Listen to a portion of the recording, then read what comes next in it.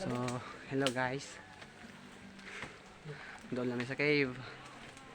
So, medyo challenging siya nga mong ginatay karon nga path guys kay slippery ang agihanan. Tapos mga handsome ang mga campers. Hi guys. Hi guys. Hi.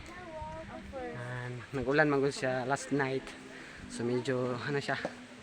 Medyo slippery ang agihanan. Dili medyo slippery gid kayo. So kailangan mo hold tight.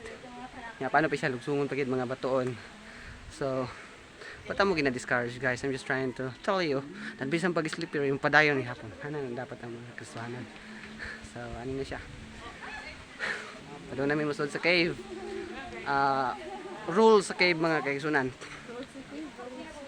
Take nothing but picture. Leave nothing but footprints. Kill nothing but time. That's the rule na to sa caving. So musod ta karon sa cave kung tani way mabilin. Ampo lang. Hi guys.